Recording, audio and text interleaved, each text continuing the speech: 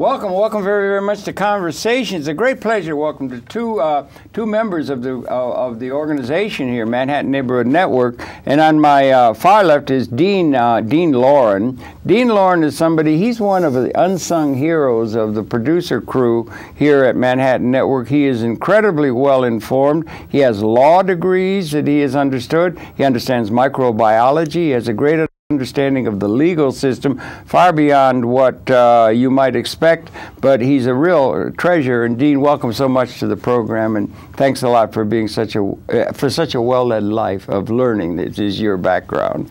And on my immediate left is Zenaida Mendez, and she's Director for External Affairs here at at Manhattan Neighborhood Networks.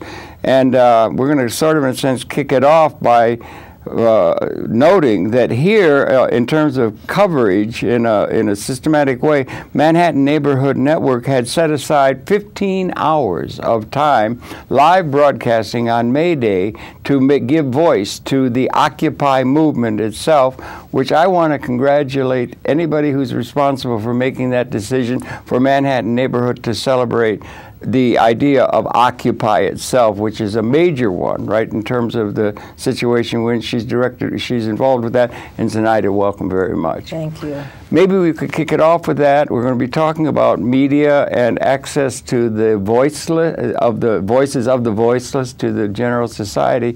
But when did you get the idea of this May Day focus? I know much of the world was focused on that day because of its historic significance. Well, since I've been here in MNN in the last 6 years, we always have some kind of programming. I think it's the first time that we broadcast 15 hours, a day, right? All about live. Mm-hmm. But usually we have 1 or 2 hours in the evening. Community, the community media outreach department always. Oh, you do? Okay. Yes, always done that, especially with the labor movement. That's right. That's right. So once our executive director Dan Coughlin, we talked about the idea, discussed it, and it was not only the Occupy, but we have all the producers who contributed as well, all with it, more or less with the same things, talking about people who are right now the pride, oppressed, the labor movement, a little bit of everything. But I think and we made history. Definitely we did. Well, you were tapping into the zeitgeist and the historical moment. I agree with that. I do think that if I may just over-predict him a little bit for a second, the Occupy movement is seen by the establishment as just a passing phase. It'll go away. It's an idealistic nonsense. It'll go away. Get back to the normal order. We're in charge. Get back to the order that was in place. Whereas the Occupy movement is touching into something very deep across the world, that there has to be a qualitative change of the whole way in which things operate on this planet. I think that's a very, very timely and important movement that's growing that may not be recognized by many of the people who watch only the established media. If they watch MNN and other public access facilities and that kind of thing, they'll find that movement is going to grow and grow and grow and become more and more inclusive of institutional questioning of the way the planet operates. As a matter of fact, today everyone is in North Carolina occupying the meeting on Bank of America. Is that? I did see that. The shareholder of Bank of America. So the movement will continue. The mainstream media is not giving enough coverage or not paying or don't want to pay attention to it because basically they are focusing on the financial system of this country. Yeah. And that is scary to some people. It's scary to a lot of people, and people who realize after 2008, when things almost imploded, and Mr. Paulson came in and kneeled down on one knee to Nancy Pelosi and said, 3 pages, you've got to sign it by the end of the week, Congress, have it passed by the president, or the whole world's going to fall apart. And so there's a great deal of shenanigans, as would be a vernacular term, in terms of the banking and the economic system writ large, and that's being brought into question increasingly with each passing day, with increasing relevance to the people themselves, even though generally that's just been left to our so-called leaders to understand, whereas the people don't. But more and more people are coming to understand that in a meaningful way, beneficial to the 99% of the people who don't benefit by the way things have been run. Yeah, many things are happening behind, behind door that people don't know either, the police are cracking down on these people. They go to their houses. As a matter of fact, May Day, the main person who do the tweets for Occupy was arrested, taken, and she was in jail for a couple of days because they didn't want her to tweet. Yes, because she would tweet everything that was going on. I mean, they have backup, but that's our understanding. There's many things that, you know, and people don't know that because you don't hear that from the mainstream media. That you hear that they don't have a structure, that they are not, you know, focused. But in the meantime, they are being every step of the way somebody trying to stop the movement. Well, I think they are. I would say, our mayor here in New York City, I think it's echoed by authorities across the country, that he referred to as, we have the largest police force, I guess there is, one of the largest. He refers to it as his army. It's an army to occupy the Occupy, and in a certain sense, snuff out or co-opt the Occupy sentiment. And I don't think it's going to work. Maybe you could chip in, Dean. What do you think? Are we living at a time when you say a qualitative? You did chemistry. You did P-chem and everything. Nuclear chemistry. Yeah, nuclear. But you understand. Oops. But there's a difference. There's a difference between a quantitative change. That would be one change moving up in a pattern, and then there's a period of what they call qualitative change. That's a period of punctuated equilibrium and evolutionary term of qualitative transformation that's building up. And it's my, or is it your saying? What do you think? Are we coming to a period of qualitative transformation of the entire Homo sapien infrastructure and the Homo sapien society after so long of our evolutionary development? Is it a period of qualitative change you can grasp that's blowing in the wind, or how do you see it? Well, obviously there is quantitative change. Yeah, there's always that. That's history. Right, and that's just whether we like it or not, whether we can shape or agree with what's happening. Even with the ouster of the president in France. We also have the solidification of the Knesset in Israel. We have the fall of the Belgian government. We have the falls of different governments everywhere. That's just quantitative. And can we see ourselves, our images of, let's just say, Occupy Wall Street, or what's happening in America in that context, when it's not being shown on any media networks? I mentioned MNN, where it's being shown regularly, and with that's the point. Yeah, go ahead. I take that back. Yeah, and when we put that in the context of what you're looking for, a qualitative or sociological jump.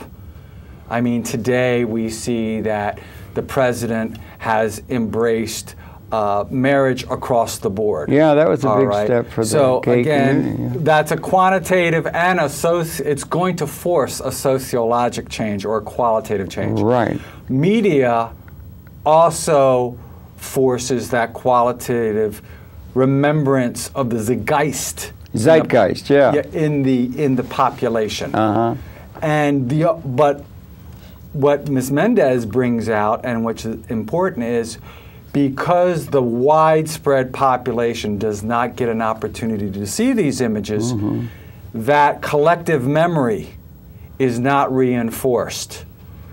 For instance, if you talk to any of the elders that are in their 80s that went through the Depression, they were of age when Pearl Harbor happened, and they are very vocal on what went down with the food shortages, what went down coming out of the Depression, going into a full-scale war. They had the opportunity of seeing newsreels every day. They had the opportunity of experiencing firsthand, but then later, 10 years down the road, that is when a lot of the footage comes out.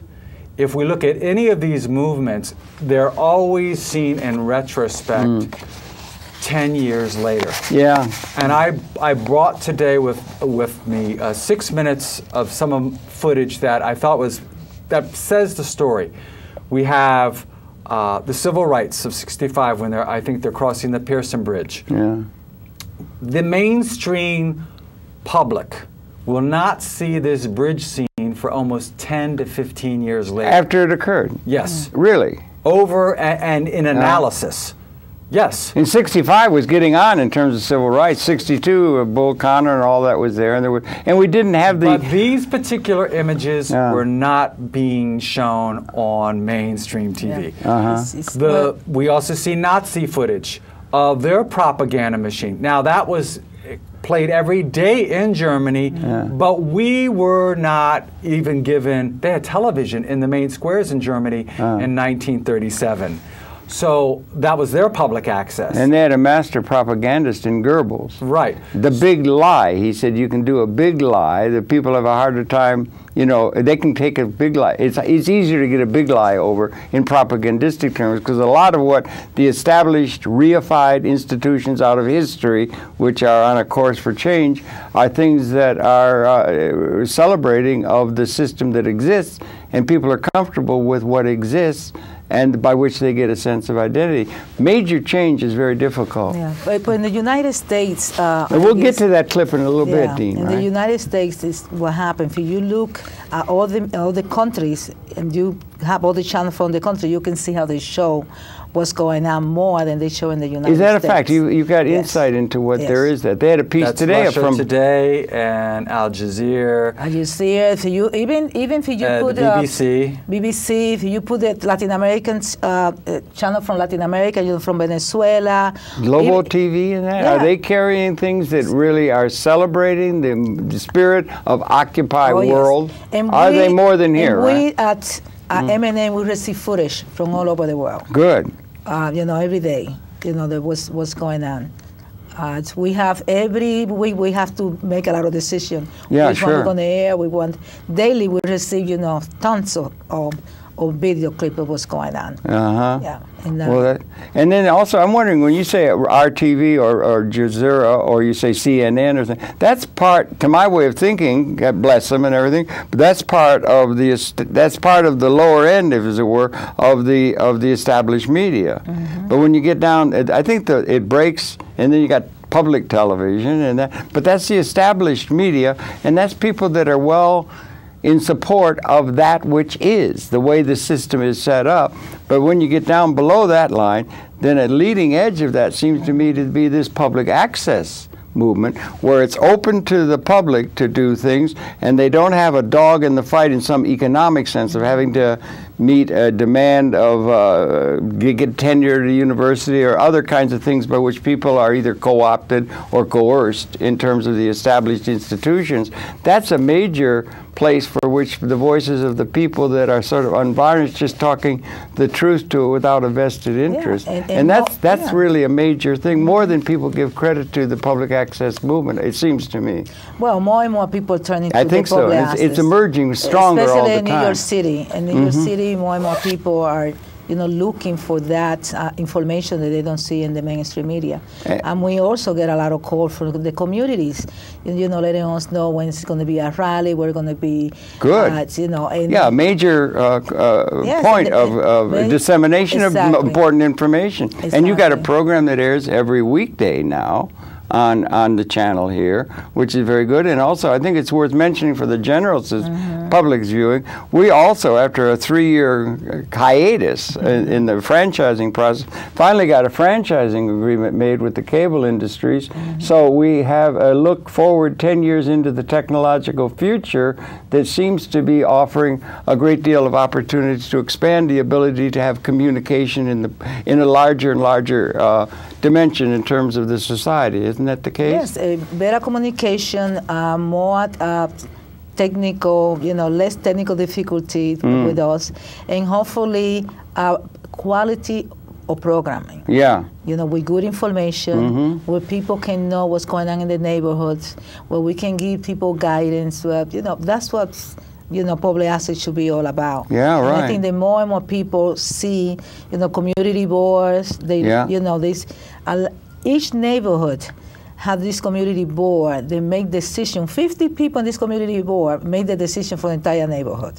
150,000 people. Yeah. Okay. And that's important because you have public hearing. A decision about construction, hospital, you name it. Yeah. So if people don't know that they can go to the public hearing, and no, you never see that in the mainstream media. They try to do it on Channel 1, you know, on the cable. No. They try and everything. But this is a place for the... Not even Channel 1.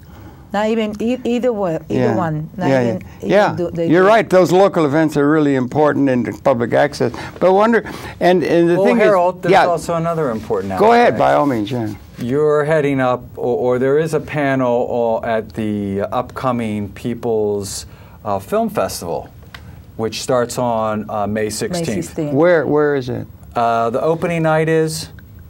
It's going to be up in Harlem. It's on 126th Street. Okay. You have to go onto the People's International Film Festival Forum to find out the location. Good, okay, yeah. I'm sorry, I don't have that.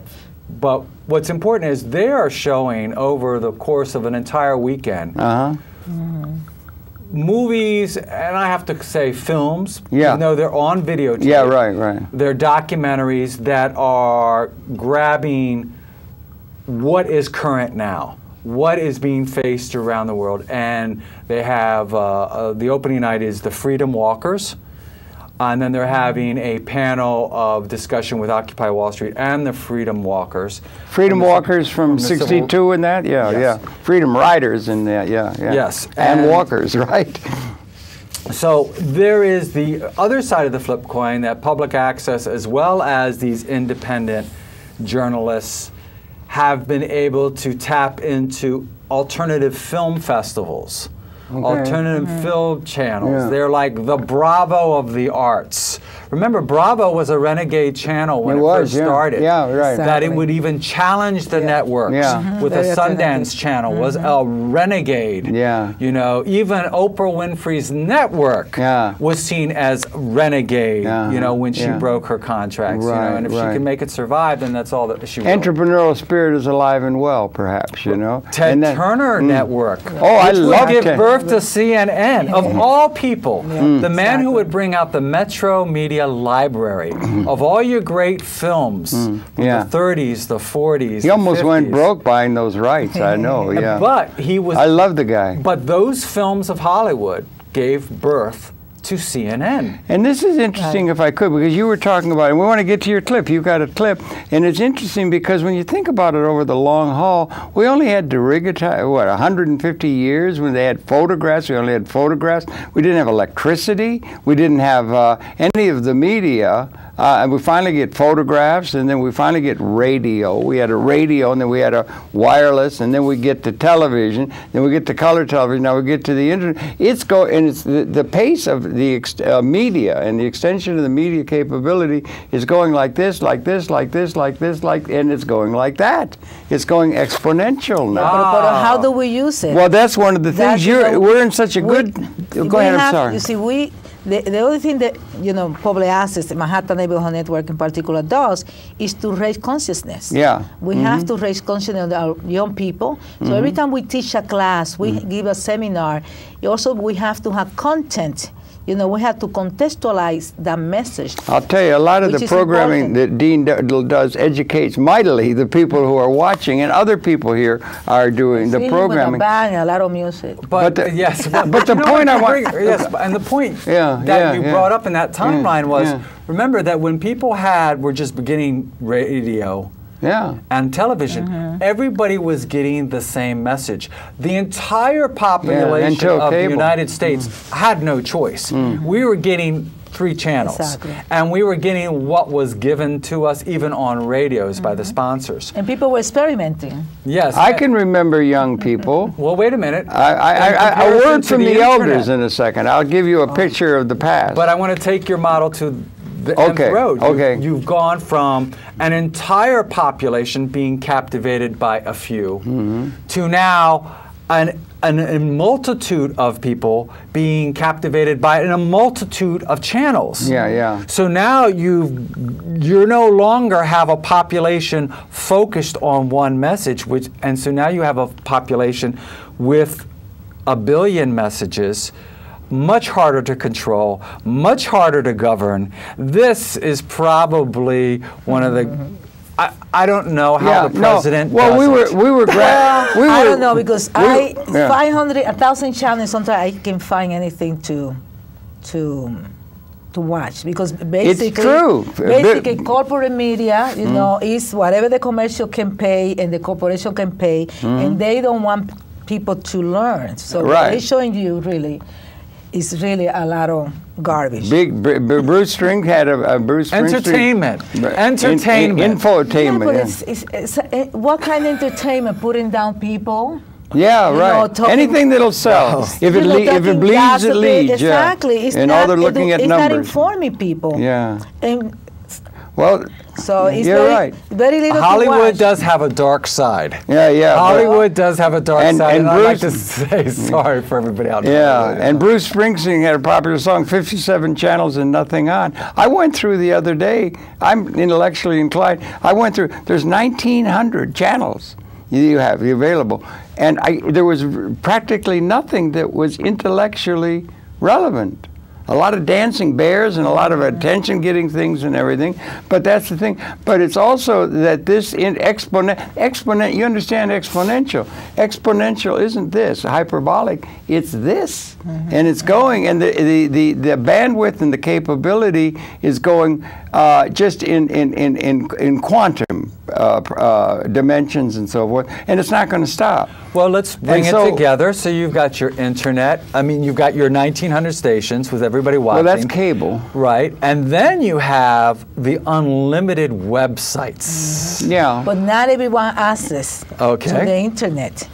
You know, a lot of poor people, a lot of people of color. Thank you. That's they right. They don't have access to the internet. Yeah, so that's true. Many people, I know people say, "Oh, I'm going to have a radio program over the internet. I'm going to have my program is going to be only in the internet." Yeah. For many times, and I know working class people have to go to the library in order to have access to the internet. Because we still have an unjust system economic and that sort of thing. Exactly. But what I was thinking of is that if you get a sense of perspective, I guess it's about 200,000 years we've been here as a species out of evolution, 10,000 generations more or less. And this is, Isaac Asimov said, in a program we did with him some years ago, this is the defining generation. Chow and Lai would say the same thing. Pardon? Chow and Lai would say the same thing. Well, they might. I suppose Cro-Magnon cavemen in front of a cave with that self-reflective consciousness of being able to contemplate things, plus the ability to extend the consciousness through tools uniquely.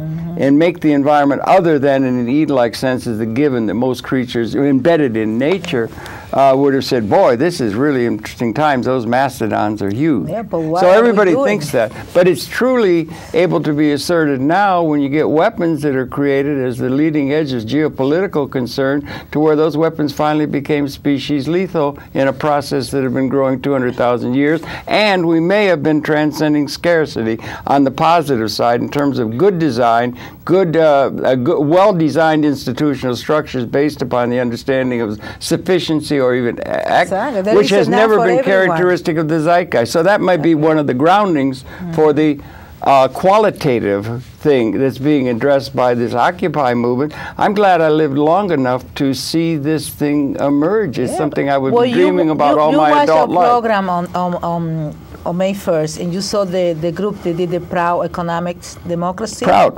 Yeah, Proud. That's their car. It's that motto is incredible, and they are practicing that now. Yeah, I know. You know, that's what they've been doing the last 25 years. That's so it's proving to work. Well, it's good and encouraging. That's Ravi Batra also. I did 5-6 programs with him back then, and Sarkar, and that shows that there's tens or hundreds of millions in support of a person who is interested in economic justice and so forth in the country of India. It's not just New York, it's not just there, and it's also, they're encouraging horizontal, including more and more. Don't get tied down into one issue or one group or something, and I think they're avoiding that, whether by necessity or by design, that is the Occupy movement people or the sentiment, it's going on towards getting to where you're having systems understanding. You're beginning to understand things system rather than individually, because the individual process they can divide and conquer and overcome by the power of their historical capability to influence things by the established order. Exactly. But it's going there. But what about this this idea that these various media that we've had? Oh, I was telling you I'm older, right? Right. I can remember out of the Second World War, yes, okay. when there was no television at all, boys and girls. There was no television, and a dentist who lived next door to us in a middle class family in Detroit got a television set, put it in the living room. It was a television set. He put it in the living room. There was no programming at all. He just bought it in anticipation, heard this thing is coming, and there was a little Indian head with the test pattern. We used to watch the Indian head with the test pattern, and then finally came Kukra, Flan, and Ali and the early television. And the entire neighborhood went to watch that. Well, they used to watch it in the storefronts, but it's going so quickly now. And so you brought in a thing. You got a piece of film, right? Sure, if we can watch it. If we can set it up, yeah. And it sort of goes through the historical pattern of the media and the extension of human communication, which is very much characteristic of what we're involved here, and also what the Occupy movement is picking up on, it seems to me. But right, what we're looking at is historical footage okay. that we are all well associated with in the first two clips. We see the civil rights crossing the Pearson Bridge. We see then a period of the Nazis with Kristallnacht and the various right. But both of these footage we will not actually see as people, as the United States, until Lyndon Johnson's term is almost at the end. We're into Nixon and almost... It was buried, or you mean? Ford. It was buried, yes. By market principles, market decisions, or by political control of the media? I would have to say both, because they're one and the same. You think they are? Yeah. They're one and the same. But yet, then we have the footage from the 1988 Tompkins Square riots, which is the basis for the Broadway play Rent. Oh, right. And then we end with the Latino rallies on the Bronx Criminal Courthouse, which have never been shown, and which they were actually able to get the first conviction of a cop in New York City in 25 years for hurting somebody. You got Rodney King in there? That was a no, we have somebody even better, Richie Perret, who said if you have a telephone and a fax machine and a printer, you can rule the world. Well, that's pretty, that's entrepreneurial. Remember those days? I do remember Whiteout. You had to do that. Well, listen, let's hope we can maybe set that up then. We know how to set it up, Paula. Maybe you can, here we go. Here we go. Blue state triple uniform. And then they literally, with force, ran down the line of marchers, toppling those marchers over. And then they began to beat heads. Before I could turn to run, the front was upon us. They had turned around, fleeing the policemen, swinging billy clubs. And you saw these men putting on their gas masks. Then they came toward us and releasing the tear gas. The last thing I remember on the bridge, when I could see, and her head hitting that pavement was too much, I fainted. They were pursued all the way back to Brown Chapel Church. My sister Linda was over me. I was hit in the head, Buster. It was carnage, absolute carnage. And went back to the projects. I remember vividly people, I can see the horses as they... There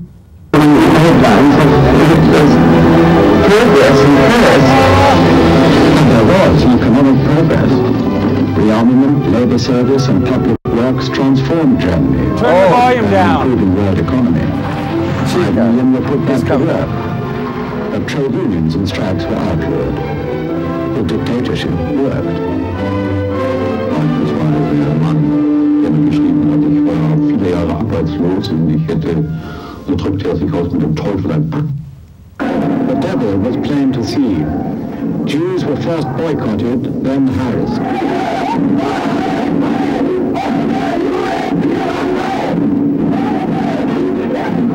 Jewish authors' books were banned in the name of German culture, which was personified by propaganda minister Joseph Goebbels. Careful, your mic. Age of Jewish. We knew as schoolboys about Taha.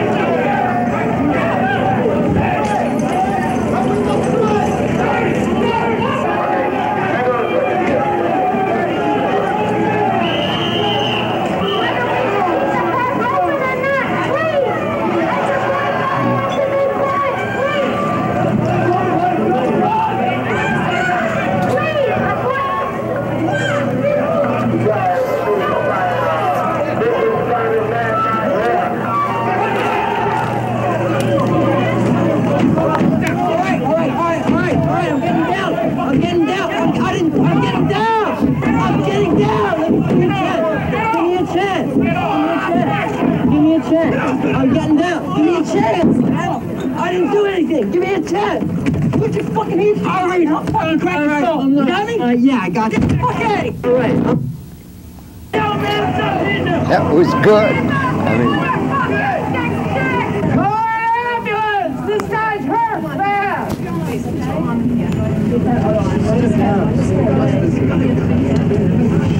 I saw him get hit. Man. Holy shit! God. Yo, come on. Hey, don't stand here. The cops will help you. Come on. No, they won't. They'll fucking make it worse. They got ambulances right here.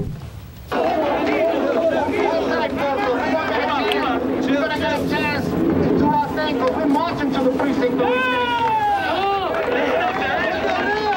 asking me to repeat. One of the young men that killed her son is now promoted and is a police officer in the 44th precinct here in the Bronx. That's another killer here. 44! 44!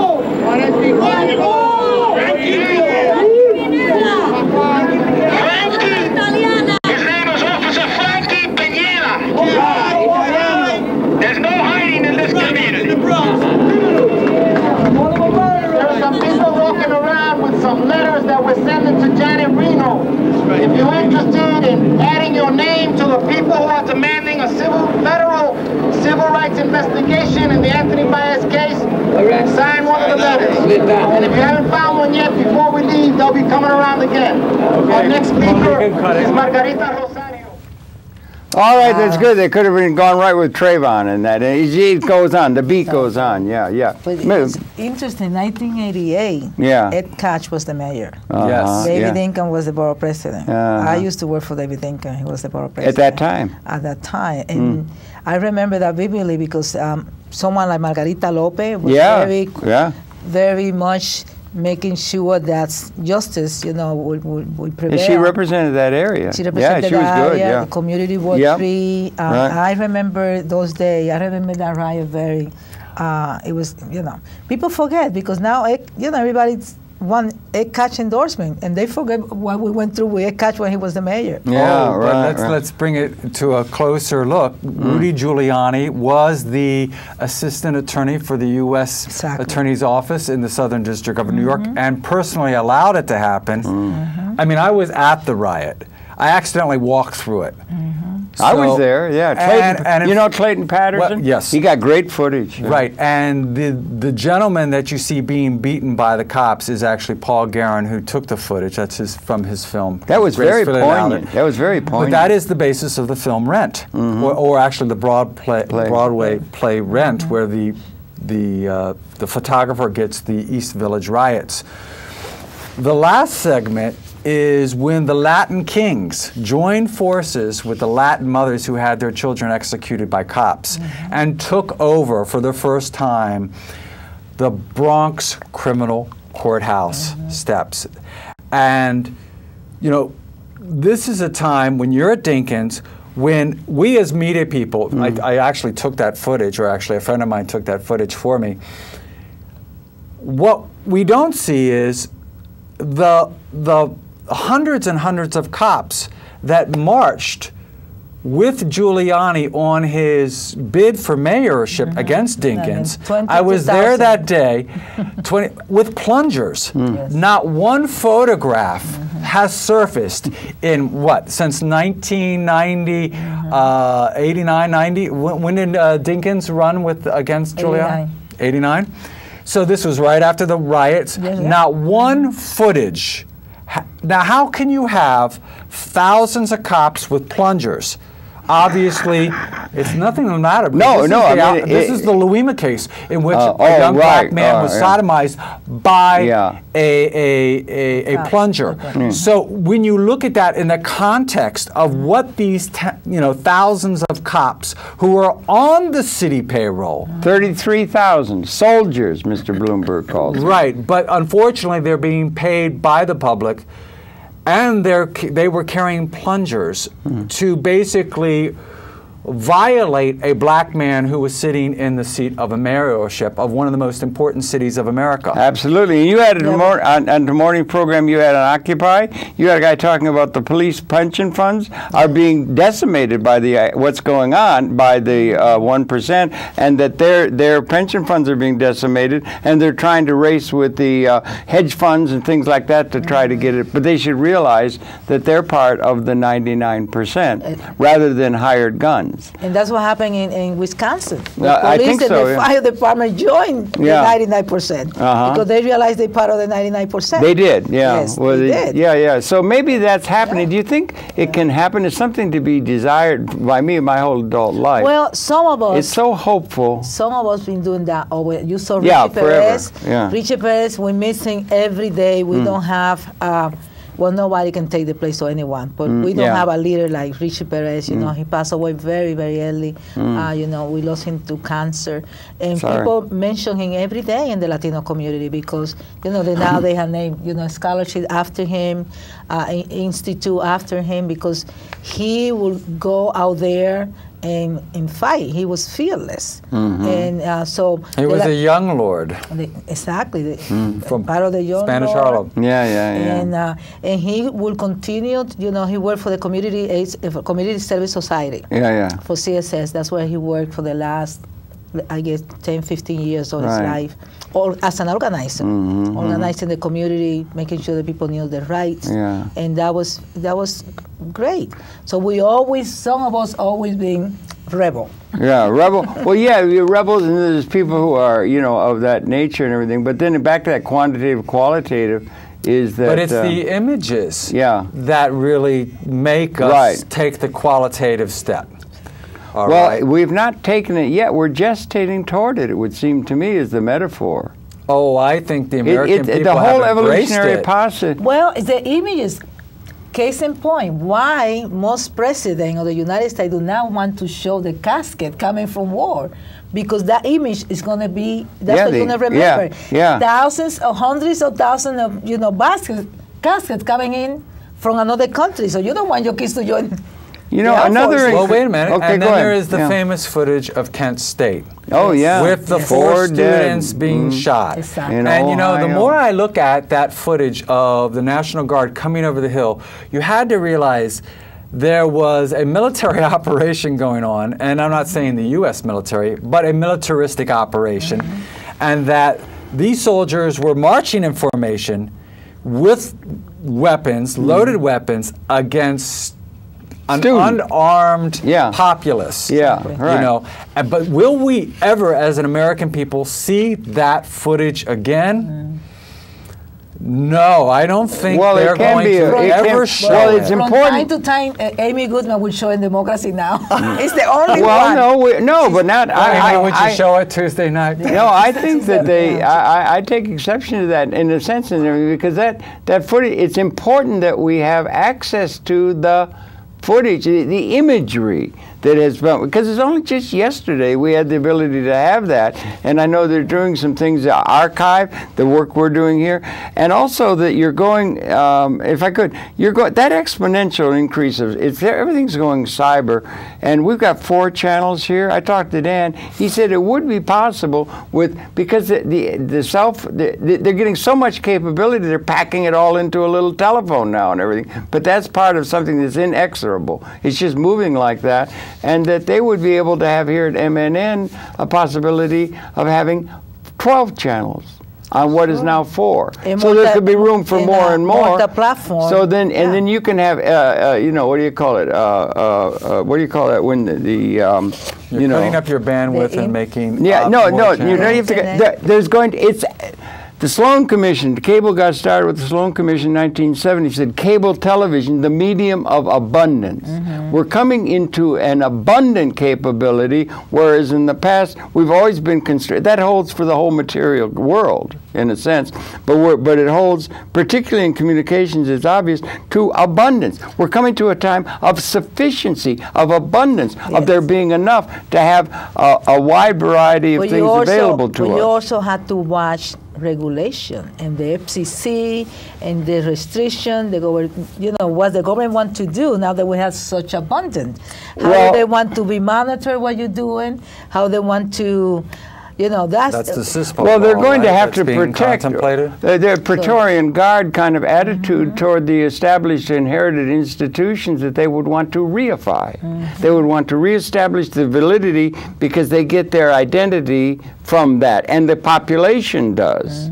So when you've got a change where it's a qualitative transformation, if you go from a situation where there's not nearly enough, so there's certain things, and then people get their identity within, and then you get to where it could be, if you think a couple hundred years out from now, well, that there is enough. That's at an ontologic level. That's at a level of capability that has been qualitatively transformed. So it's like the birth to almost go to something like speciation. We're coming to the end of the human experience that was based. Harold, you're so naive for being someone so old. I don't think that's naive. That's where it's going. Well, we also have to look at what the people are doing in other countries. Yeah, look at their actions, Harold. Yes, exactly. Well, I said as a species. No.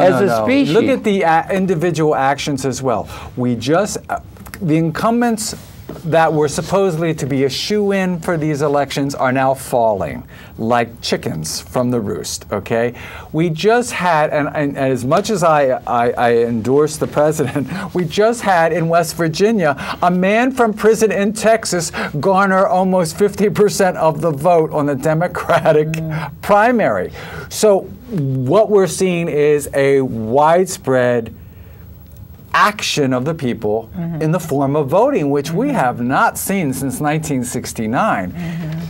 So are we calling this naive, or are people coalescing now? No, I don't think naive. Naive is a term of derision by people who call themselves practical, and the practical people are the naive, visionary. You call them visionary. You call them people who think rather than have something other than everything. And act.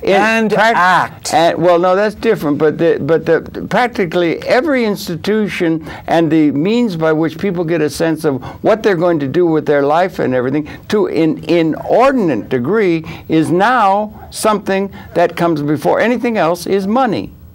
It's all money, money, money, money, money. That's it. Because they don't have a system that can encompass the way we form capital, or in a way where we can distribute demand. They're not going to have the ability to create demand among the society to clear the market. They're coming up against the end of applicability of the systems of economic theory and political organization, which has run the world for all of history up until about this time. Well, they now need you something have the new, images. and vision is the place that can be derided as idealistic, but it's not something to be derided. It's something to be celebrated. It's the spirit of Occupy. It should grow.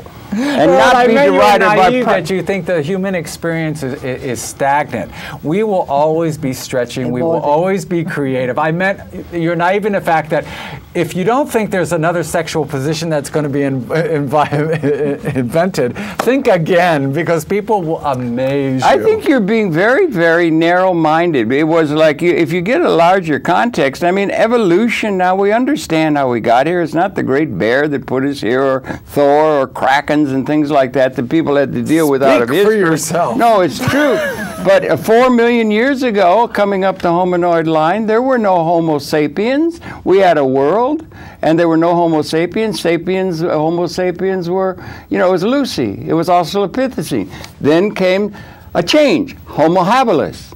And then came a change, Homo sapien. And that period is coming to a point of transition at that level of thinking. It's called punctuated equilibrium. There's a quickening, and every day comes a revolution now. It's all as a result of these extended things. These revolutions always came. This is good. This is a thing that was given to me. It's Salon, right? Salon Dakan. This is really good. So I think that's what we're coming to. We'll have a new relationship to the universe that is coming. Or at least evolution does that. At least we hear about the events. Oh, we need to. That's what we're getting to. How are you going to have a world that's just? It's never been just for everybody. Well, you or one that's will, had systems appreciation of everybody. You've never had a world where everybody could realize their full potential within a condition where they have enough of everything like that. Never have had that. By our own doing, we have that capability now. At the same time, we have the capability to destroy the entire species with our weapons. Read, Harold. It is a moment of qualitative transformation, and that's what occupies it. This is from Salam, and they're talking about May Day. And they're talking about the thousands of people who march in the cities and so forth, but that if you were to look at the mainstream media, you wouldn't see much of that.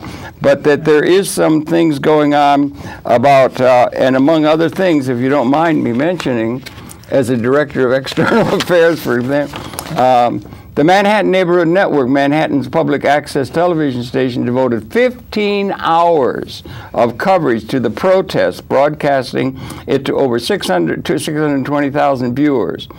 Karinja Gakwa, an independent filmmaker who used to work on Wall Street, helped organize the coverage. People were astonished that we were able to take over the television for so long, but in reality, we just asked if we could. Manhattan's MNN's broadcast constituted the only nonstop television coverage of May Day. I would call it a success. We were able to broadcast HD live streams from the ground. I think there were more trustworthy outlets yesterday. But it was really a day of celebration, a day of coming together. It got in the way of some people. I had a program preempted, other people did. There hasn't been much of that. But it's good that there's somewhere a communications thing of the people that is not going to be naive, calling Occupy. Everybody who's practical, don't talk about qualitative change. Don't bring it up, just quantitative. Get it over with. Get over it. You're an idealist. Get over it. It's settled back into the, we got control, like always. You have the political, Mr. Spartacus tried, but it was no good, and just a quantitative thing. But you see, Harold? I'm sorry, I don't think you should be so glibly. You're too old to be not ideal. What happened here May 1st also is how it showed how we can work together. Okay. Because everyone was willing to collaborate, you know? Yeah. And that was good, you know? Well, most people were willing to collaborate. There were a few people that weren't willing to collaborate. Well, that's always the case. But that's always the case. There's always those outliers. But these are the people that they also want to talk, you know, about everybody else and the majority in the 99, and some of those people are not part of the 99 because they don't want to share what was going on and the information that was coming through. Oh, sure. You know, because that was, but most, I mean, we were very pleased and very happy. I mean, we had people all day coming to help us. Yeah, we got 1,900 channels that are on the cable, and they don't have anything. So have one place where that is celebrated, that naive, if you want to call it, idealistic. Nothing wrong with being idealistic or thoughtful. But we went one step further. Yeah. Idealistic in action. Yeah, idealism, And I think and we ought to, Harold, okay, I just want to bring up the issue that I think where you're going to see your qualitative moment is if you step back and watch the women of America. Because right now, you have to understand a woman. And I have you a haven't small got insight. women figured out yet? You've had No, all I these- have a small you understanding. haven't got them totally figured out I yet, understand though? when they sit back Making a and joke. start to think about situations. They just don't act right by themselves. They start to talk. Well, let me tell you something. This morning, yes, ma'am. I was in a breakfast for the New York Women Foundation. 1,500 women. Wow. Changing the world. The last 25 years, that foundation have giving support to many community groups. Grassroots women groups. Right. We saw young women that drop out of school, they now, graduated from college. It was beautiful what they've been doing. And it's one of the few foundations that instead of rolling back, when they saw the scarcity, they decided to give more money to the organization. So to which organization? Many organizations. Many women's organizations. Yeah, I see, good. Many grassroots organizations who are from domestic worker to young women, giving voices to the voiceless, like we were talking. To CEOs even, If people who come out of prison, women who come out of prison, right. they need housing and need to go back to school. So women, without the women, I think we will continue to deteriorate. The women need to take, this is in our shoulder, we need to take over and do what needs to be done. Because already the male have proven that they like destruction and war. Well, that's always in the case. Boys will be boys. But that's my point, Harold. When you look for I think it's too narrow to think like Harold? that. I think you have to look at it from a viewpoint of how women are going to bring change. We need to be on the table. We are 50% of the population, so therefore we need to be at the table at the same level. I wonder if that holds throughout the whole ecology. Is it 50%? We are 52. Actually, we are 52%. I'm talking about the creatures. I'm talking about the creature. I'm talking about evolution. I'm talking about the structure, molecular structure. The structure of nature at a molecular level. Well, Harold, let's talk I think it's too narrow to think about man, woman. You can talk, you know what you could do more? I think it'd be more beneficial is to talk about the male and female functions in universe. Now, wait a minute, Harold, before you go there. That's a different proposition. Harold, I want you to sit back and really try to understand. That's another one, because you want to give the male to do this and the woman to do that. No, we can both do the same. It's not how it works. Well, I'm suggesting that it would be well for us to think about comprehensively the way the universe is structured. Harold, you're going to miss the whole play women are bringing about in America if you don't put your focus on them right now, because they're pulling change, but women succeed in creating in different ways than men. And what you're now seeing is an entire woman's movement quietly going across the United States, and whether you like it or not, women are uniting in making the decisions, which we have not seen, I don't think, since the 40s, when there was an exportation of men to the war. We need to do that. Basically, you saw what happened 2 months ago. With the amendments in Congress deciding reproductive health for women. They signed what? Reproductive rights. Reproductive health for women. Amen. They will not allow one woman to testify. Oh, that, right. They wanted That's to right. make the decision. That's right. They wanted to make the decision. That upset, they lost a lot of votes on that, whoever was backing that, you did, in terms of that. But I still would hold. And you know what? It's interesting, because of all the things that could make this election so electrified, the issue of abortion is nowhere to be found for the first time in almost 30 years of American history. I mean, because before it wasn't even contemplated. Yeah. But since the 60s, abortion has been the front issue at every point, and boy, is it silent now. And because they wanted to, this is how they want to divide us with that issue. No one wants an abortion. Right. But let's have, Right. family planning. Right. And they have access to reproductive And they were health. all men talking. Exactly.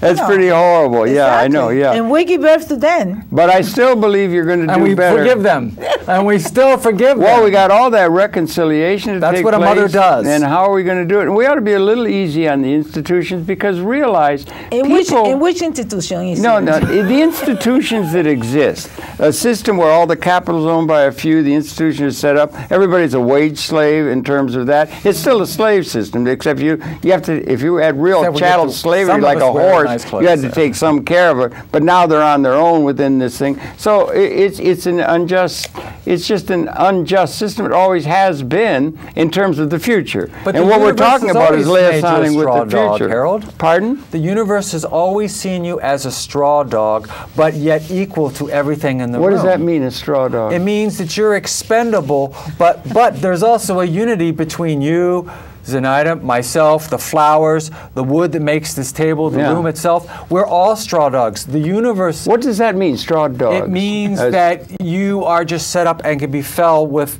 in the course of collateral I think damage. you got the wrong animal, isn't it? A horse or something. No, it's a straw dog. It means that your significance is taken out as an individual, but your significance is increased that you're part of the unity. Really quick, just realizing Homo sapien as an individual, there's something on the order of 100 trillion cells within a Homo sapien individual. 100 trillion. It makes the internet look is simple. 100 trillion. Each cell matters, and each cell is connected to all the others in a system's way. So you're going to get down to some systems thinking about the way nature is, and I really think in the end you're going to get down to where you're going to be able to identify within a synergistic whole order of evolutionary process a male and female functions in universe. Yeah, but female many people functions are compression. It's round. It's like this. And it's like I'm this. a Taoist. They rotate. 650,000 years ago, all life form was in the form of unicellular spongiform. The metaphor you could have, this would be female. The metaphor you could have. This is going this out is to cool. all the cool. schools across America. No, you want to believe in. You want to what is get that to kind of, no. It's they're no getting evolution? there, and the metaphor would be they're swimming around and they're saying this is called steady state. This is cool. Let's put up some curtains and make it nice. But then there's a thing that goes like this. It goes through it. And that's a male or Western function. And it moves through. We would still be in a steady state as uniform unicellular form if it wasn't this movement through. This can be translated in rough terms. Or the male function is West, is technology, is moving through. And what the female wants is one that goes through and informs the whole. Systems thinking of the whole system and takes care of everybody rather than having some Napoleon male ego thing. Napoleon saying, let's all go to Moscow. Well, and they went up to Moscow and they came back. They were just devastated with the lack of vision by the male. Yes, there's no male function that informs the whole. What you need is a thing that east-west, male-female, whatever the dialectic is, that informs the whole in a way that nourishes and creates the whole in a way of general liberation. And then there will be a resonancy that will inter-accommodate us to universe. If we make it. The alternative is, if we continue with the realpolitik, whoever's got the gun can rule and is above the law, which it still holds in terms of the thinking of the established order. If we can't subsume that somehow, and they let it go, we can stop evolution. We can eliminate the Homo sapiens species. Couldn't do it except in the modern time. Why bother? The other side is we're either such a more interesting place. We're either going to be able to liberate or annihilate the Homo sapiens species in this moment of qualitative transformation that's coming, the defining generation, and our leadership and the people reifying it do not have adequate understanding of that kind of systems understanding. Well, Harold, Occupy Wall Street, and you are helping to bring that. Yeah, something is happening. Something is happening. Believe me, Harold. The universe and you don't know what it is, do you, Mr. Jones? Well, but it's hopeful. Give people hope. Yeah. That you can do something. You can take charge of your life. What do you think? You have a decision. It's a razor's edge. No chance. Yeah. Is it better to liberate which is a capability that we have for the first time ever in these last 40 years or so, the whole human society within an ecological design through good design? Or would it be better to eliminate the Homo sapiens species through lack of vision and reifying the outdated institutions? We live in that moment. We can't choose what a that. trans. You can't choose death when you are faced we are with liberating. life. We are liberating more and more. I would vote for liberate. Yes. Well, I would hope so, Harold. Thank you, Judith. You know, they are you going to vote for liberate? Well, shake on it. Come on now, shake. See, you can't get men to get together because they're all ego-ridden, you know? I see it from a different point of perspective.